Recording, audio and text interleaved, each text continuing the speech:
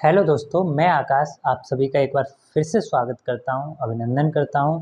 और हमारे इस टारगेट ऑल एग्ज़ाम के चैनल में जैसा कि हम जो है कि अब नई एक सीरीज़ लेके आए हैं यूपीएसआई के लिए। और यूपीएसआई से संविधान से रिलेटेड जितने भी क्वेश्चन आते हैं और किस किस टॉपिक से महत्वपूर्ण प्रश्न बनते हैं, उस तरीके से हम सारे प्रश्नों को अच्छे से समझेंगे और याद करने की कोशिश किया करेंगे क्लास में ही। तो मेरे साथ यहाँ 10 से 15 मिनट का समय दीजिए और आपको एक टॉपिक ऐसे याद हो जाएगा जैसे आपको दोबारा इसको देखने की आवश्यकता न पड़े। तो इसीलिए आप एक बार चैनल को लाइक और वीडियो को लाइक और चैनल को सब्सक्राइब ज़रूर कर लीजिएगा, क्योंकि आने वाली वीडियो आपके लिए बहुत ही उपयोगी होंगे। तो आइए समझते हैं भारतीय संविधान के स्रोतों को और भारतीय संविधान के स्रोतों को किस तरीके से आसानी से समझा जा सकता है और अपने याद किया जा सकता है, जिससे हम एग्ज़ाम में अच्छे से सही प्रश्न कर पाएँ। तो उस चीज़ों को हम अच्छे से समझते चलेंगे। तो भारतीय संविधान में जिस तरीके से संविधान का निर्माण किया गया, तो संविधान के निर्माण में बहुत सारी चीज़ें बाहरी देशों से ली गई।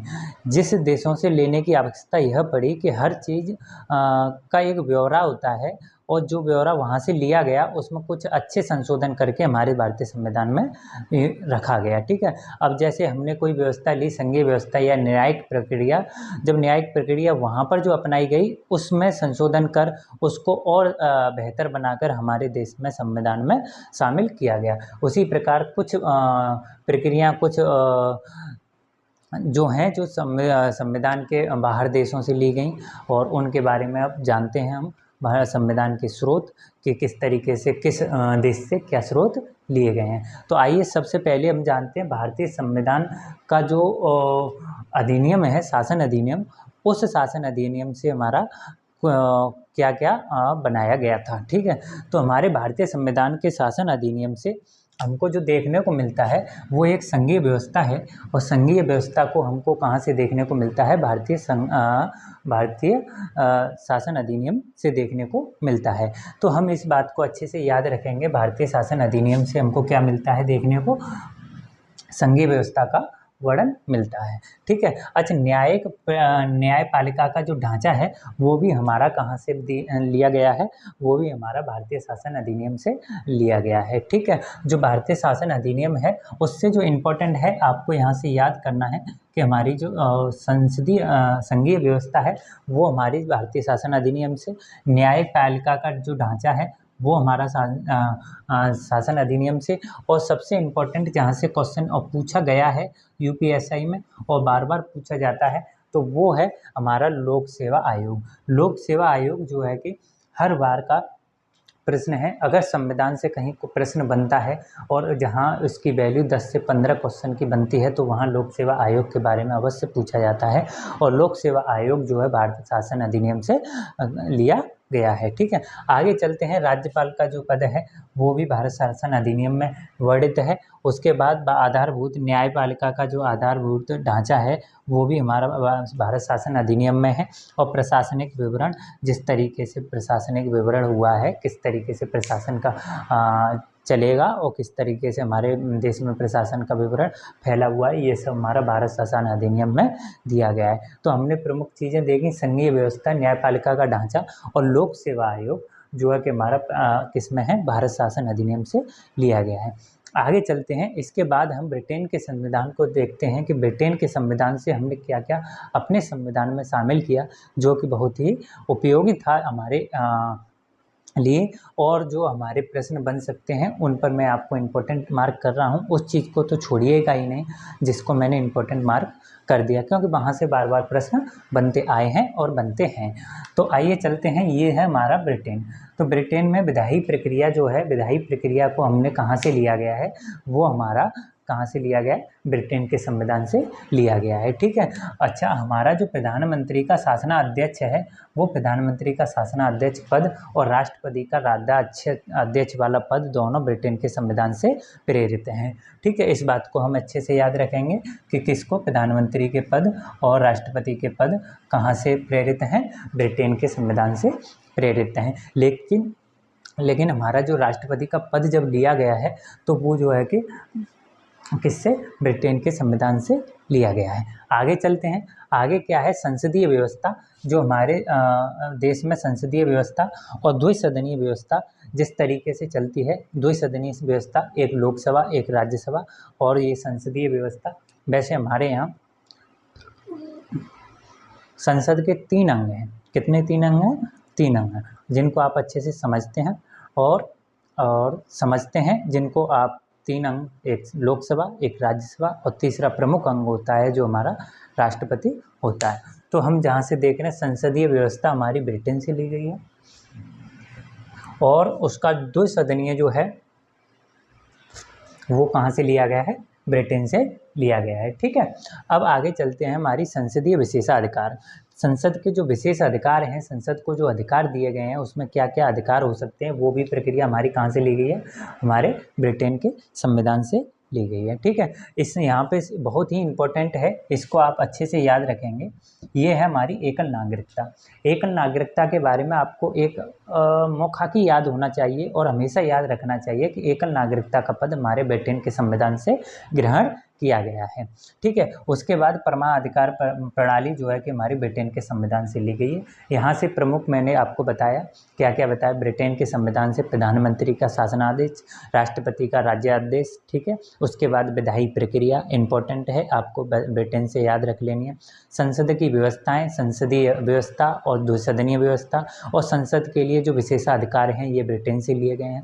उसके बाद परमादेश, परमाधिकार की प्रणाली और सबसे इम्पोर्टेंट एकल नागरिकता, कि हमारे यहाँ पर एकल नागरिकता का प्रावधान है। हमारे यहाँ कोई दोहरी नागरिकता नहीं है, जैसे अमेरिका में दोहरी नागरिकता अपनाई जाती है, राज्य की नागरिकता अलग से लेनी पड़ती है और संघ की और देश की नागरिकता अलग से लेनी पड़ती है। लेकिन हमारे यहाँ एक नागरिकता है, एकल नागरिकता है। अगर आप भारतीय नागरिक हैं तो आप राज्य के भी नागरिक हैं तो भी आपको भारतीय नागरिक माना जाता है, और आपको किसी अलग सर्टिफिकेट के हम इस राज्य के या इस राज्य के निवासी हैं उसका लिए सर्टिफिकेट नहीं चाहिए होता है। तो ये होगी हमारे ब्रिटेन का संविधान से प्रमुख चीज़ें।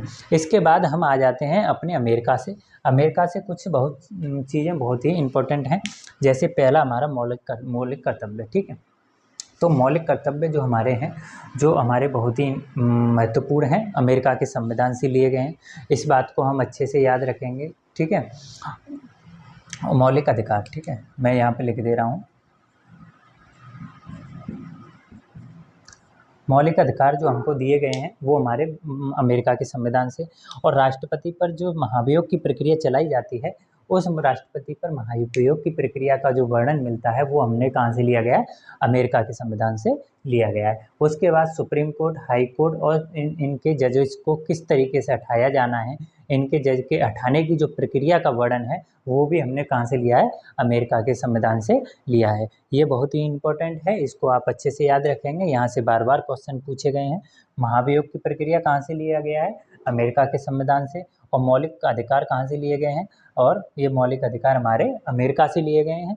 और जो है सुप्रीम कोर्ट और हाई कोर्ट के जजेस को हटाने की जो प्रक्रिया है वो भी हमारे अमेरिका के संविधान से ली गई है। उपराष्ट्रपति का जो पद दिया गया है वो भी हमारे अमेरिका के उपराष्ट्रपति के पद से प्रेरित है। ठीक है, उसके बाद हमारा न्यायपालिका की स्वतंत्रता, न्यायपालिका की जो स्वतंत्रता दी गई है वो हमारे अमेरिका के संविधान से ग्रहण की गई व्यवस्था है।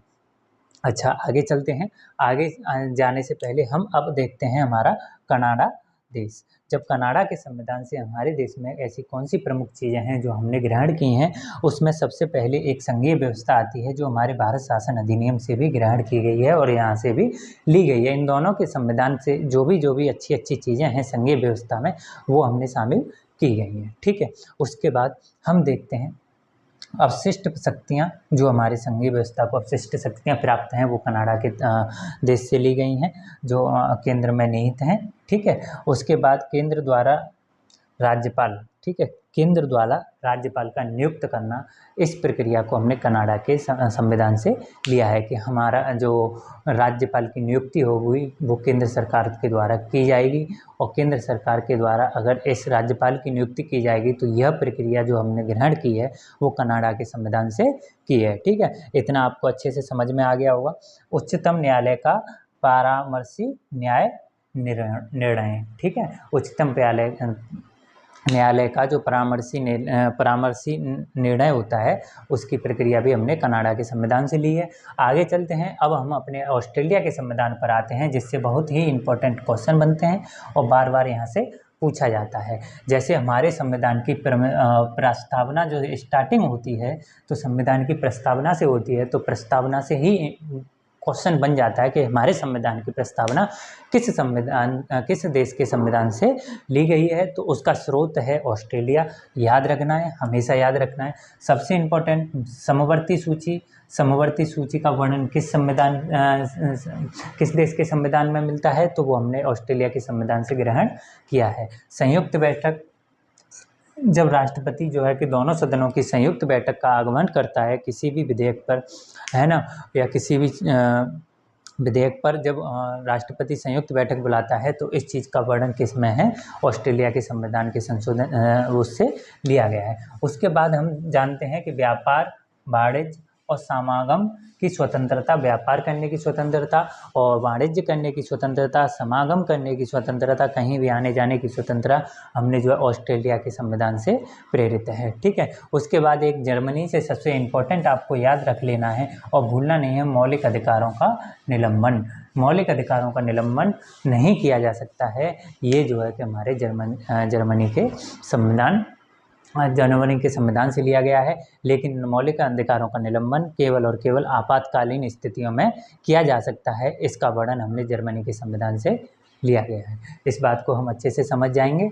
उसके बाद हम आते हैं दक्षिण अफ्रीका पर, और दक्षिण अफ्रीका में किस तरीके से क्या क्या इम्पोर्टेंट है वो चीज़ें हम समझने की कोशिश करते हैं। जैसे संविधान में संशोधन की प्रक्रिया अनुच्छेद 368 में दिया गया है, उसी प्रकार संविधान संशोधन की प्रक्रिया दक्षिण अफ्रीका से हमने ली है, जिसका वर्णन हमारे यहाँ संविधान के अनुच्छेद 368 में मिलता है, ठीक है। आगे चलते हैं, इस यहाँ पर राज्यसभा के सदस्यों की जो निर्वाचन प्रक्रिया होती है वो भी हमने दक्षिण अफ्रीका के संविधान से लिया है। राज्यसभा में जो सदस्य निर्वाचित होकर आते हैं उनके निर्वाचन की प्रक्रिया किस प्रकार है, वो सारी चीज़ें हमारे दक्षिण अफ्रीका के संविधान से प्रेरित हैं। आगे चलते हैं हम आयरलैंड के संविधान पर। यहाँ से थोड़ा सा इम्पोर्टेंट है, ध्यान दीजिएगा, यहाँ से बार बार क्वेश्चन बनता है कि आयरलैंड से राज्य के नीति निर्देशक तत्वों का लिया गया है, और ये क्वेश्चन बार बार आपको अच्छे से मिलता है, तो ये इसको अच्छे से याद कर लेना है। राज्य के नीति निर्देशक तत्वों को जो है कि कहाँ से लिए गए, आयरलैंड से लिए गए। और राज्यसभा में मनोनीत सदस्य जो होते हैं, जो राष्ट्रपति द्वारा मनोनीत किए जाते हैं 12 सदस्य, उनका जो नामांकन की प्रक्रिया है वो कहाँ से ली गई है, आयरलैंड के संविधान से प्रेरित है, ठीक है। आगे चलते हैं, तो आगे क्या दिया गया है कि राष्ट्रपति के निर्वाचन की पद्धति क्या रहेगी, किस तरीके से राष्ट्रपति का निर्वाचन किया जाएगा, और वो सारी प्रक्रिया हमारे कहाँ से ली गई है, आयरलैंड के संविधान से ली गई है। मैं आपसे कहना चाहूँगा कि यहाँ से क्वेश्चन आपको इम्पोर्टेंट है, हमेशा मिलेगा। अगर भारतीय संविधान के स्रोत से क्वेश्चन बनता है तो आपको आयरलैंड से ज़रूर मिलता है कि राष्ट्रपति के निर्वाचन की पद्धति आयरलैंड से ली गई है, राज्य के नीति निदेशक तत्व आयरलैंड से लिए गए हैं, और राज्यसभा में जो सदस्य होते हैं उनके मनोनीत होने की और नामांकन करने की, मनोनीत वाले सदस्यों के नामांकन करने की प्रक्रिया को भी कहाँ से लिया गया है, आयरलैंड के संविधान से लिया गया है। आगे चलते हैं सोवियत संघ। सोवियत संघ में फ़िलहाल जो है कि नया संविधान लागू हुआ है, और उससे पहले जो सोवियत संघ में पहले वाला जो संविधान था, उस संविधान से कुछ चीज़ें जो हमने ग्रहण की थी उनके बारे में जानते हैं। भूतपूर्व सोवियत संघ के संविधान से हैं जो चीज़ें हैं, उसमें है एक मूल कर्तव्य जो बहुत ही इंपॉर्टेंट है। यहाँ से डायरेक्ट पूछ सकता है कि आपको मूल कर्तव्य भारतीय संविधान किस संविधान में लिए गए हैं, तो वो हमारे सोवियत संघ से हैं। सामाजिक आर्थिक और राजनीतिक न्याय की जो प्रक्रिया है वो भी हमने एक सोवियत संघ से अपनाई है, ठीक है। इसके बाद हम आते हैं फ्रांस से, जो कि एक बहुत ही इम्पोर्टेंट है। यहाँ से जो क्वेश्चन बनता है वो बनता है गणनात्मक ढांचा और गणराज्य का वर्णन हमने किस संविधान से लिया गया है, किस देश के संविधान से ग्रहण किया है, तो वो जो है कि हमने जो है कि फ्रांस के संविधान से ग्रहण किया है। उसके बाद हम स्वतंत्रता, समानता व बंधुता का आदर्श किस देश को मानते हैं, किस देश से हमने ग्रहण किया है स्वतंत्रता और जो है कि हमारी समानता और बंधुता का आदर्श हम जो फ्रांस के संविधान से ग्रहण करते हैं। तो हमने देखा कि भारतीय संविधान के प्रमुख स्रोतों को किस तरीके से हमने आसानी से याद किया, और इससे आसान तरीका आपको नहीं मिलेगा। ऐसे ही आप अलग अलग एक किसी भी चीज़ को याद करने डायग्राम से याद किया कीजिए, क्योंकि डायग्राम से याद करना बहुत ही आसान रहता है। एक बार रिकॉल कर लेते हैं। भारतीय शासन अधिनियम से संघीय व्यवस्था, न्यायपालिका व्यवस्था का ढांचा, लोक सेवा आयोग, राज्यपाल, आधारभूत ढांचा न्याय प्रक्रिया का, और प्रशासन का विवरण कहाँ से मिलता है? भारतीय संविधान, भारतीय शासन अधिनियम से मिलता है। अमेरिका के संविधान से हमने देखा सबसे इम्पोर्टेंट मौलिक कर्तव्य, राष्ट्रपति पर महाभियोग की प्रक्रिया, सुप्रीम कोर्ट, हाई कोर्ट के चीफ जजिस्टों को हटाने की प्रक्रिया, और उपराष्ट्रपति का पद, और न्यायपालिका की स्वतंत्रता। ये कहाँ से देखा हमने? अमेरिका के संविधान से देखा। एक बार ब्रिटेन के संविधान को फिर से रिकॉल करते हैं। ब्रिटेन के संविधान से विधायी प्रक्रिया, प्रधानमंत्री का पद, राष्ट्रपति का पद, और जो है कि हम संघीय व्यवस्था, द्विसदनीय व्यवस्था, और उसके बाद जो है कि हमारा एकल नागरिकता जो बहुत ही महत्वपूर्ण रखता है, वो सारी व्यवस्थाएं कहाँ से ली गई हैं? हमने ब्रिटेन के संविधान से ली गई हैं। ठीक है, आगे चलते हैं। तो कनाडा का संविधान, जिससे संघीय व्यवस्था का हमने वर्णन बताया है आपको, अवशिष्ट शक्तियाँ केंद्र में निहित हैं, और जो केंद्र द्वारा राज्यपाल की नियुक्ति का वर्णन कहाँ से मिलता है? कनाडा के संविधान से। और उच्चतम न्यायालय का परामर्शी निर्णय का जो प्रक्रिया है वो हमारे कनाडा के संविधान से है। उसके बाद चलते हैं ऑस्ट्रेलिया। ऑस्ट्रेलिया से हमने सबसे इम्पोर्टेंट आपको बताया प्रस्तावना, समवर्ती सूची, और सबसे इम्पोर्टेंट जो है कि राष्ट्रपति द्वारा संयुक्त बैठक का समागम। ठीक है, वाणिज्य, व्यापार और समागम की स्वतंत्रता। दक्षिण अफ्रीका से संशोधन प्रक्रिया ली गई, जो अनुच्छेद 368 में वर्णित है। उसके बाद राज्यसभा के सदस्यों का निर्माण, ये हमारा कहाँ से है? ये हमारे दक्षिण अफ्रीका के संविधान से है। उसके बाद हमने आयरलैंड को देखा। आयरलैंड में देखा राज्य के नीति निर्देशक तत्व, राज्यसभा में मनोनीत सदस्यों का नामांकन, और उपराष्ट्रपति का निर्वाचन, राष्ट्रपति के निर्वाचन की पद्धति। सॉरी, कभी कभी मिस्टेक हो जाता है, तो उसको ज़्यादा बोलने पर वो मत दीजिएगा। अब सोवियत संघ में देखा हमने मूल कर्तव्य, सामाजिक, आर्थिक, राजनीतिक न्याय, इन सारी चीज़ों की प्रक्रिया हमने कहाँ से देखी? सोवियत संघ से देखी, जो सोवियत संघ का पुराना संविधान से, उस संविधान से देखी। आगे चलते हैं। तो भारतीय संविधान हमने देखा फ्रांस देश से जो हमने गणतात्मक ढांचा और गणराज्य की वस्तुओं को देखा। उसके बाद स्वतंत्रता, समानता व बंधुता का आदर्श भी हमने फ्रांस के संविधान से ग्रहण किया है। तो ये थे भारतीय संविधान के प्रमुख स्रोत, और इनसे आपको लगभग हर एग्जाम में प्रश्न देखने को मिलता है। अगर आप UPSI की तैयारी कर रहे हैं या किसी अदर एग्जाम की तैयारी कर रहे हैं, तो आपके लिए बहुत ही महत्वपूर्ण और उपयोगी साबित होंगे। आप बस वीडियो देखिएगा, एक बार डबल स्पीड पर देखिएगा, आपको अवश्य याद होंगे, ये मेरा आपसे वादा है। नमस्कार, मिलते हैं आपके अगले वीडियो में। जब तक के लिए नमस्कार।